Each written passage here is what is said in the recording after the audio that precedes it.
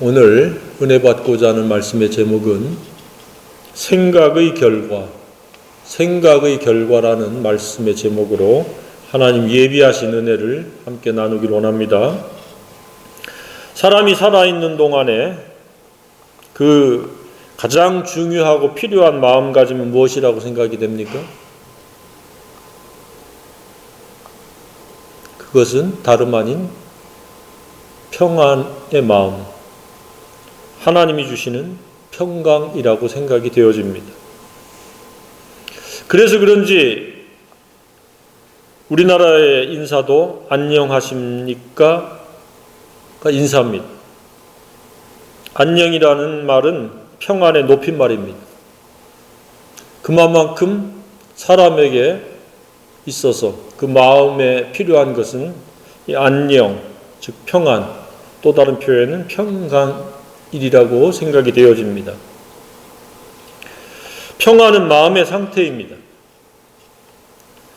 그 사람의 중차대한 관건입니다. 모든 것의 출발점이며 근거이며 원인이 됩니다. 따라서 건강한 두려움을 제외하면 가장 바람직한 내적 상태는 평안의 상태입니다. 평강이 있는 마음입니다. 사도 바울은 그가 쓴 서신에서 그 서두에 어김없이 은혜와 평강이 있기를 원했습니다. 그가 썼던 편지의 수신자들, 그 각 교회의 성도들에게 꼭 필요한 것은 바로 하나님의 은혜와 평강이었다는 사실입니다. 따라서 오늘날 우리에게도 하나님의 은혜와 평강은 동일하게 필요하고 가장 중요한 것이라는 사실입니다. 따라서 하나님의 은혜가 없으면 그 마음 세계는 고통이요 지옥과 다를 바가 없고 평강 대신에 온갖 근심, 걱정, 비교의식, 열등감, 두려움, 불안 이런 것들이 엄습해서 그 사람을 장악할 가능성이 매우 높습니다. 발신자가 누구인지를 밝힌 후에 사도 바울은 어김없이 이런 유형의 축복을 합니다. 하나님 우리 아버지와 주 예수 그리스도로부터 은혜와 평강이 너희에게 있을지어다 라고 그렇게 말씀을 하고 있습니다. 그래서 사도 바울의 관심은 하나님의 은혜요 평강이었다는 사실입니다.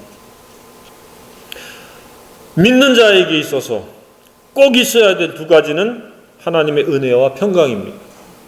어떻습니까? 하나님의 은혜와 평강이 있습니까? 이것은 저절로 자동으로 주어지는 것이 아닙니다. 예수 그리스도로 말미암아 죄사함의 구원의 선물이듯이 은혜는 하나님에 의해서부터 주어지는 선물입니다. 너희는 그 은혜에 의하여 믿음으로 말미암아 구원을 받았으니 이것이 너희에게서 난 것이 아니요 하나님의 선물이라. 행위에서 난 것이 아니니 이는 누구든지 자랑하지 못하게 함이라. 은혜는 선물입니다. 내가 획득하는 것이 아니라 하나님이 원하시는 대로 내가 했을 때에 하나님께서 우리에게 주시는 선물, 그것은 바로 예수 그리스도요 구원입니다. 그 은혜가 있기를 주님의 이름으로 축복합니다. 은혜가 없으면 그가 지금 어떤 사람이든지 어떤 형편에 있든지 그것은 중요하지 않습니다.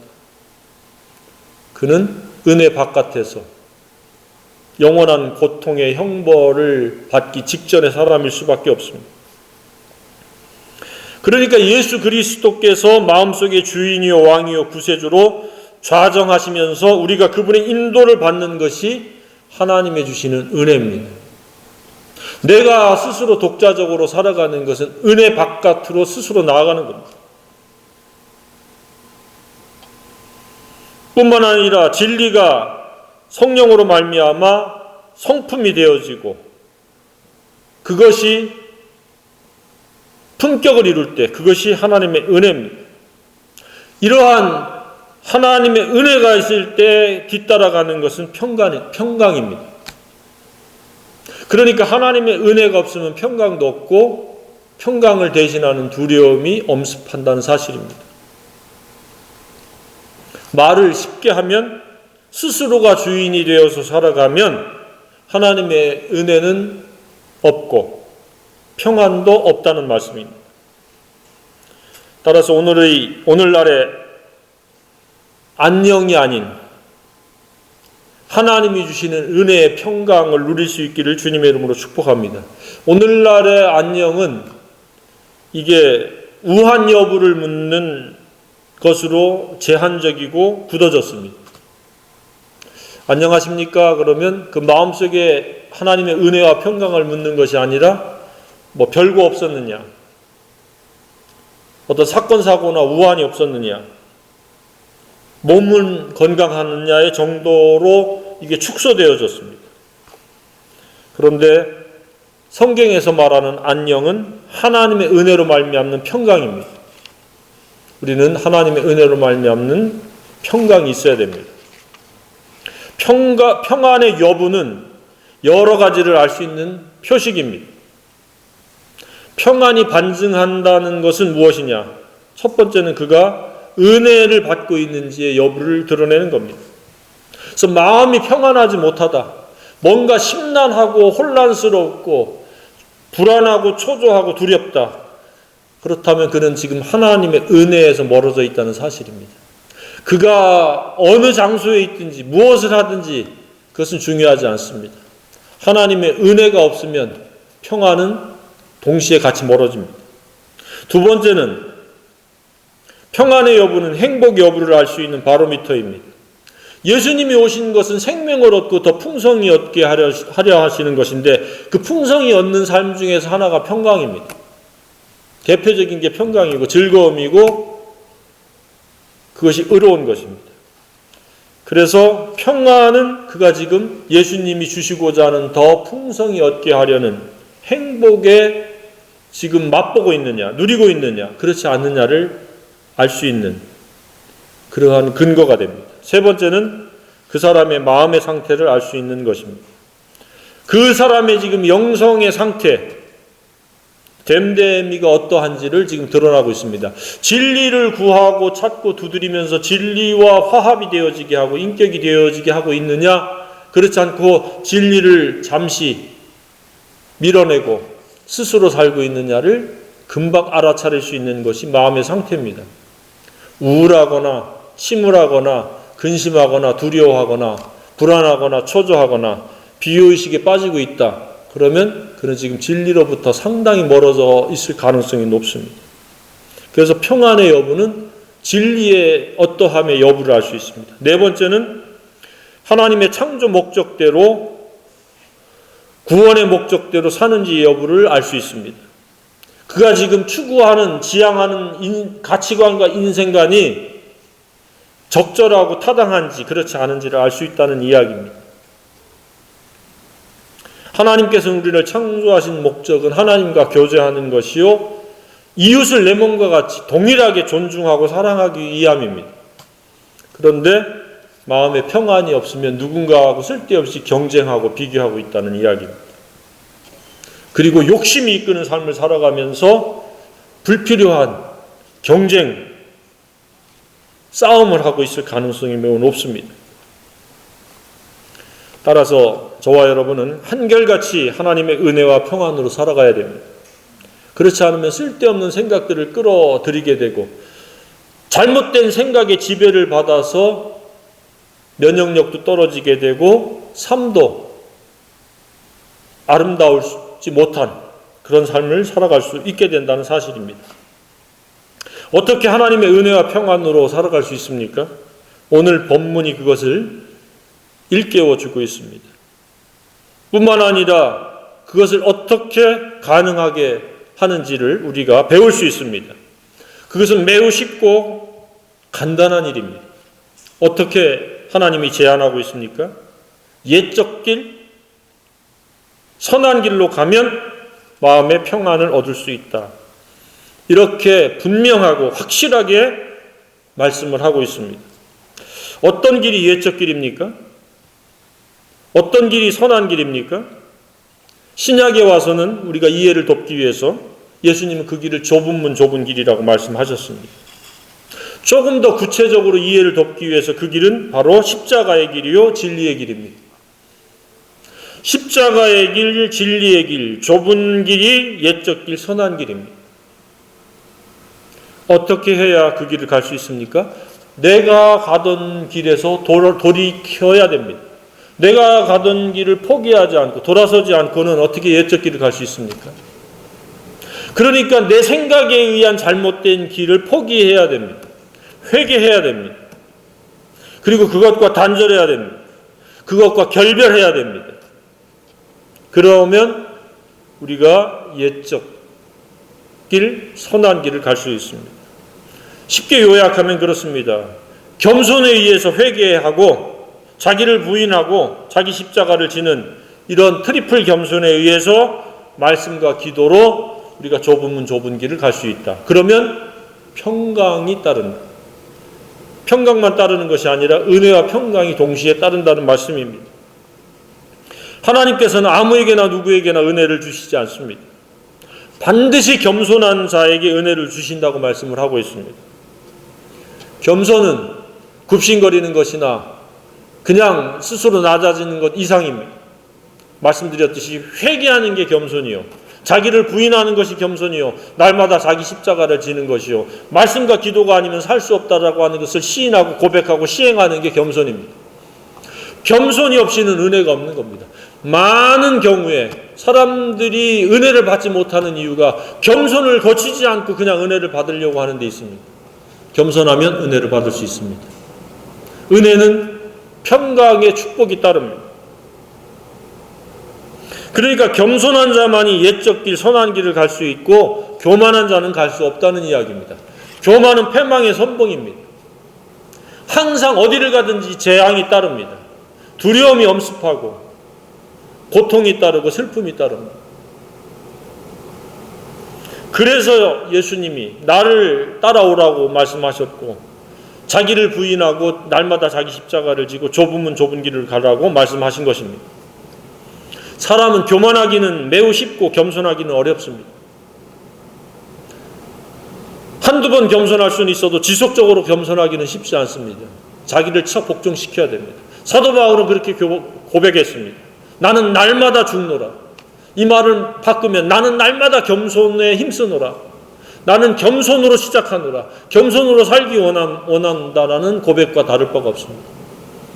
매일매일이 겸손으로 시작해서 겸손으로 마칠 수 있기를 주님의 이름으로 축복합니다. 교만이 싹트는 그 순간에 내가 왕이요, 내가 주인이요, 내 생각대로 살겠소, 내 욕심이 이끄는 대로 나는 그것에 순응하겠소, 그것에 복종하겠소, 그 이야기입니다. 그러면 하나님의 은혜는 멀어져 가고 평강도 멀어져 갑니다. 그러면 많은 우여곡절이 생기게 됩니다. 본문에서는 안타깝게도 이러한 교만이 드러납니다. 우리는 그리로 가지 않겠소. 우리는 그 말을 듣지 않겠소. 가지도 않고 듣지도 않겠다. 아주 교만이 절정에 이르렀습니다. 못 듣고 몰라서 그리로 못 가는 게 아니라 들었는데도 가지 않겠소. 들었는데도 나는 그 말을 못 들은 걸로 하겠소. 듣지 않겠소. 교만은 옛적 길, 선한 길, 십자가의 길, 진리의 길을 결코 갈 수 없습니다. 가지 않겠다, 듣지 않겠다는 말은 내 생각이 하나님 말씀, 옛적 길, 선한 길보다 낫다라고 생각하는 어리석음이며 교만입니다. 교만은 이처럼 하나님 말씀을 거역합니다. 더 나아가 멸시를 하게 되고 업신여깁니다. 그래서 불순종하게 됩니다. 교만은 고칠 약이 없습니다. 교만의 결과를 생각하지 못하는 어리석음과 못된 고집입니다. 교만은 교만으로 끝마치지 않습니다. 교만은 두려움이 반드시 따릅니다. 결코 교만한 마음에 평안이 깃들 수가 없습니다. 재앙이 따릅니다. 결코 그의 생활은 안전할 수가 없습니다. 질병에 노출될지 사건 사고에 노출될지 알 수가 없습니다. 세 번째는 고통과 슬픔이 따릅니다. 먹는 즐거움, 입는 즐거움, 갖는 기쁨은 잠깐 있을지 모르지만 궁극적인 즐거움과 기쁨은 누릴 수가 없습니다. 영락을 맛볼 수가 없습니다. 어떤 삶을 원합니까? 은혜와 평강의 삶을 원합니까? 두려움과 재앙과 고통과 슬픔의 삶을 원합니까? 전부 전자를 원할 겁니다. 그렇게 살고 싶으면 겸손하기를 바랍니다. 내 스스로는 악한 존재예요. 욕심과 더러운 정욕이 이끄는 삶을 살아갈 수밖에 없는 연약한 자임을 고백하고 회개할 뿐만 아니라 예수 그리스도의 그 주권 아래 자신을 의탁하기를 바랍니다.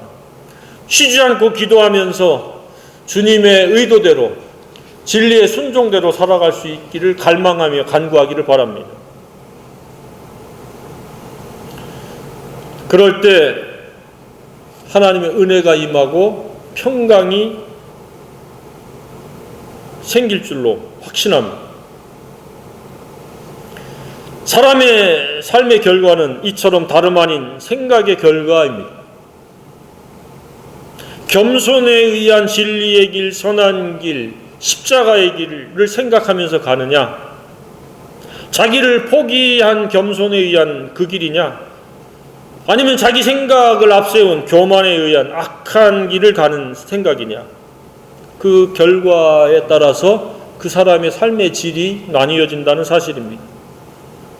생각은 이처럼 모든 일과 행위와 말의 원인입니다. 교만에 의한 생각을 가지고 있으면 말도 교만합니다. 감사의 말은 없고 항상 내가라는 이야기를 합니다. 그 생각은 과정을 만들어냅니다. 그 과정은 범죄입니다. 성령에 의해서 진리로 하지 않으면 죄입니다. 그리고 그 결과는 불행입니다. 주님께서도 마음의 생각에서 각각 선과 악이 나온다고 말씀을 하고 있습니다. 누가복음 6장 45절에 그렇게 말씀하고 있습니다. 사람이 쌓은 선에서 선한 것을 내고 악한 자는 악한 것에서 악한 것을 내느니라. 본문대로 겸손에 의한 진리의 생각이 아니면 그 사람은 평안할 수 없습니다. 스스로의 생각대로 사는 교만에 의한 악한 생각은 죄를 낳고 사망에 이를 수밖에 없고 마음은 항상 지옥이 될 수밖에 없습니다. 그래서 성경 곳곳에서 마음을 지키라고 말씀을 하고 있습니다. 우리가 몇 주 전에도 살펴봤듯이 잠언 4장 23절에 모든 지킬 만한 것 중에 더욱 네 마음을 지키라. 생명의 근원이 이에서 남이니라 말씀을 하고 있습니다. 그 앞구절에서는 그것을 얻는 자에게는 진리죠. 생명이 되며 그의 온 육체의 건강이 됨이니라 라고 말씀하고 있습니다. 평강은 최고의 면역력이라고 말씀을 드렸습니다. 최고의 면역력이 항상 마음속에 있기를 주님의 이름으로 축복합니다. 그것은 겸손에 의한 진리의 길을 갈 때 하나님의 은혜와 평강이 깃들게 됩니다. 최고의 면역력이요 최고의 생명입니다. 신약에서는 사도 바울이 그렇게 말씀을 하고 있죠. 마땅히 생각할 그 이상의 생각을 품지 말고 오직 하나님께서 각 사람에게 나누어 주신 믿음의 분량대로 지혜롭게 생각하라. 생각이 지혜로워야 된다는 겁니다. 지혜라는 것은 하나님 말씀이 영원하고도 절대 가치요 꼭 필요한 것이요 가장 중요한 것이라는 것을 깨닫고 그 말씀을 우선순위에 두고 품격을 이고 품행으로 살고자 하는 마음이 지혜로운 생각입니다. 그래서 항상 지혜의 생각이 마땅히 생각할 범위입니다. 이것저것 쓸데없는 생각을 끌어들이는 것이 아니라 진리로 살고자 하는 마음이 지혜로운 생각입니다. 그런 생각이 있기를 바랍니다. 잠언 23장 6절 7절에도 인색한 생각에 사람이 주는 음식을 먹지 말라, 탐하지 말라. 대저 인색한 마음의 생각은 말로만 먹으라 할 뿐이지 속마음의 생각은 전혀 그렇지 않다. 우리말로 직역하면 그렇습니다. 인색한 생각을 가진 사람이 뭘 주려고 하면 먹지 말라는 이야기. 말로는 먹으라고 하지만 속으로는 아깝다라는 생각을 갖고 있다는 이야기. 이사야서 48장 17절 19절에도 네가 나의 명령에 주의하였더라면 내 평강이 강 같았겠고 네 공의가 바다 물결 같았을 것이며. 그러니까 하나님의 말씀에 주의하고 집중하면, 주목하면 평강이 강 같게 된다. 따라서 은혜와 평강이 있는 생각이 되려면 다시 복습합니다. 겸손해야 됩니다. 진리를 주야로 묵상해야 됩니다. 그래서 진리가 내 마음의 전부가 될 수 있도록, 품격이 될 수 있도록 날마다 힘써야 됩니다. 그렇지 않으면 어느 순간에 교만이 왕노릇하고 있고, 어리석은 것이 왕노릇하고 있고, 나쁜 생각이 주인 노릇을 하게 된다는 사실입니다. 그리고 그 과정은 범죄요, 결과는 재앙과 두려움, 고통과 슬픔이라는 사실입니다. 하나님께서는 어려운 것을 우리에게 말씀하는 것이 아닙니다. 매우 단순하고도 쉬운 겁니다. 니들이 진리의 생각을 가지라, 그 이야기입니다. 스스로의 생각은 교만이요, 악한 것이요, 잘못된 과정을 낳고 잘못된 결과를 낳는다는 말씀입니다. 바울은 또 신약에 와서 그렇게 이야기합니다. 그 생각의 차이를, 교만한 생각, 진리의 생각, 십자가의 생각과의 생각을 두 가지로 나눠서 말씀하는데 그것을 간단하게 육신의 생각과 영의 생각으로 이렇게 설명하고 있습니다. 어려운 것이 아닙니다.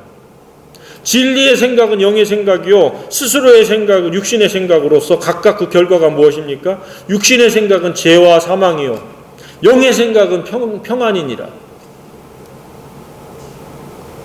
건강하지 못한 생각, 마땅히 생각하지 말아야 될 것의 생각은 바로 죄와 사망이라는 겁니다. 3대 재앙을 불러들이는 생각이 된다는 이야기입니다. 그래서 그런 생각을 갖지 않도록 하나님을 사랑하고 진리를 멀리하는 것을 두려워하는 마음을 가져야 된다는 겁니다. 건강한 두려움을 가져야 된다는 겁니다. 그렇지 않으면 불필요한 두려움이 건강한 두려움을 대신할 수 있다는 이야기입니다. 나쁜 생각, 악한 생각, 옛사람의 자아의 생각, 육신의 생각은 틀림없이 재앙이요, 고통이요, 불행이라는 이야기입니다. 다른 데서 문제 해결을 받으려고 찾을 것이 아니라 자신의 생각이 잘못됐음을 회개하고 고백해야 됩니다. 그래서 이사야서 55장 7절에 악인은 그의 길을, 불의한 자는 그의 생각을 버리고 여호와께로 돌아오라. 그 생각을 버리라니. 지금까지 네 생각대로 살아가는 걸 버리라. 그리하면 그가 긍휼히 여기시리라. 우리 하나님께로 돌아오라. 그가 너그럽게 용서하시리라. 그래서 은혜를 베풀고 평강을 주시는 겁니다. 모든 사람이 현재는 과거의 생각에서 비롯된 겁니다. 지금 현재의 생각은 이후의 결과를 만들어내는 겁니다. 그래서 우리는 영의 생각으로 평강을 얻을 수 있는 그런 사람들이 되어야 되는 겁니다. 생각은 이처럼 결과를 만들어냅니다. 천하고 용렬한, 즉 비열한 생각을 가지면 비열한 행실과 비열한 결과를 만들어내는 겁니다. 모간한 생각을 가지면 좌충우돌의 결과를 만들어내는 겁니다. 온유한 생각을 가지면 삶이 부드러워지는 겁니다. 관계가 부드러워지는 겁니다. 악한 생각은 범죄와 고통을 낳습니다. 어리석은 생각은 모래 위에 지은 집과 같아서 폭풍과 비바람을 견디지 못하고 무너집니다. 평소에 어떤 생각을 갖고 있습니까? 진리의 생각이란 다른 생각이 아닙니다. 온유한 생각이요, 긍휼의 생각이요, 마음이 깨끗한 생각이요, 누구하고도 더불어 화목할 수 있는 생각이 바로 진리의 생각입니다. 그 생각이 있는 한은 그 사람은 평안합니다. 하나님의 은혜가 임재합니다. 하나님의 나라가 역사되어집니다. 저와 여러분이 사는 이 세상은 욕심의 경쟁 장소가 아닙니다. 사람의 능력치가 다르고 재능이 다릅니다. 있는 그대로 존중해야 됩니다. 그리고 있는 그대로 감사해야 됩니다.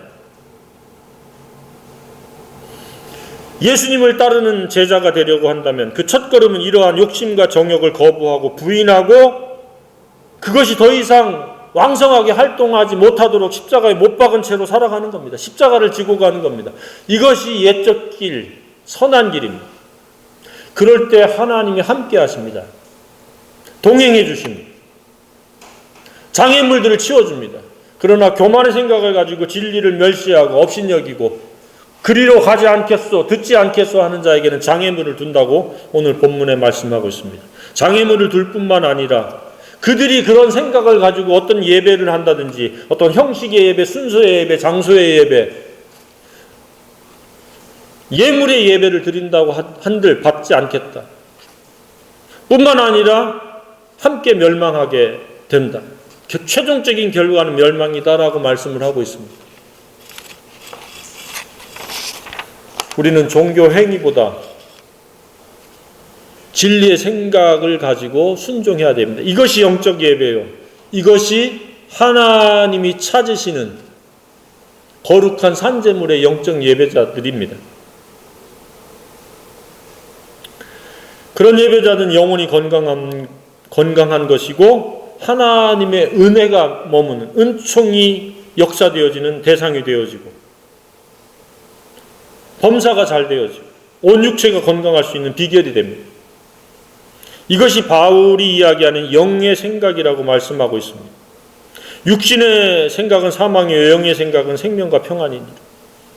생명과 평안은 자기가 창조해내는 것이나 생산해내는 것이 아닙니다. 겸손으로부터 시작해서 진리와 화합하는 그러한 말씀에 읽고 묵상함이 있을 때 그 이후에 하나님께서 왕성한 생기를 더해 주시고 평안을 주시는 겁니다. 사람들이 만들어내는 온갖 발명품도 생각의 결과물입니다. 온갖 작품도 생각의 결과입니다. 마찬가지로 재앙과 축복도 생각의 결과, 보응입니다. 예수님이 제자들을 가르치실 때에 베드로를 꾸짖었습니다. 왜 꾸짖었습니까? 사람의 일을 생각하고 있다고 꾸짖었습니다.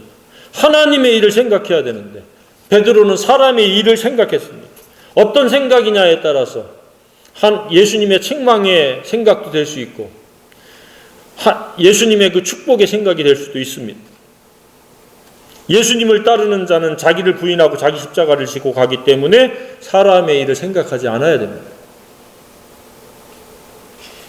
매일매일 어떤 생각을 갖고 살아가고 있습니까?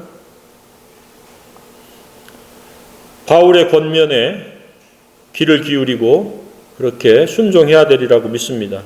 바울은 뭐라고 말씀하고 있습니까? 사람이 무엇으로 심든지 그대로 거두리라. 여기서 심는 것은 진리, 말씀입니다. 그래서 말씀을 가르치는 자와 모든 좋은 것을 함께하라고 먼저 권면한 후에 무엇으로 심든지 그대로 거두기 때문에 말씀을 심으라는 이야기입니다. 그리고 말씀을 심겨지면 그것은 선한 일을 할 수 있다는 겁니다. 착한 일을 할 수 있다는 이야기입니다. 그것이 영의 생각이요 그것이 예배라는 이야기입니다. 마땅히 생각할 생각의 범위라는 이야기입니다. 바로 옛적 길, 선한 길, 좁은 문으로 가는 방법이라는 이야기입니다. 그렇지 않으면 우리는 일만 악의 뿌리, 온갖 악이 되는 돈을 사랑하는 생각을 가지고 살아가게 됩니다. 돈은 수단이요 일시적인 것이고 상대적인 것임에도 불구하고 어느 순간에 절대적인 것으로 둔갑해서 그것에 종노릇하면서 그것에 집착하면서 살아갑니다. 진리는 온데간데 없게 됩니다. 진리 안에서 경제활동을 해야 되는데 진리 바깥에서 경제활동을 하게 됩니다. 그래서 잠언 1장에서 그 이야기를 강조하는 겁니다. 이익을 탐하는 모든 자의 길은 다 이러하여 자기의 생명을 잃게 하느니라. 우리의 생명은 진리로 말미암아 하나님의 은혜가 임하고 평강이 있어야 되는데 이익을 탐하다가 보니까 자기 생명을 잃게 하는 겁니다. 진리는 멀어져가요. 야고보 목사도 동일하게 말씀하고 있지 않습니까? 우리가 1년이나 2년이나 이 도시에 거하면서 이익을 보리라 하는 자들아, 주의 뜻이면 이것도 하고 저것도 하리라. 주의 뜻은 무엇입니까? 진리의 품격을 이루고 진리의 품행으로 살아가는 겁니다. 그 안에서 그것을 위해서 이 장소에서 살거나 저 장소에 살거나 이 일이나 저 일을 하는 것이지, 일이 먼저가 되고 이익이 먼저가 되면 그 사람은 안개와 같은 생명을 다 소진하게 되어집니다. 겸손에 의해서 진리의 생각을 심고 진리의 마음가짐을 갖고 그 진리가 순종되어질 수 있도록 쉬지 않고 성령 안에서 기도하는 그런 생애이기를 주님의 이름으로 축복합니다. 그럴 때에 우리는 재앙의 두려움이 없이 안전하며 평안하며 즐겁고 기쁜 풍성한 생애로 나아갈 줄로 확신합니다.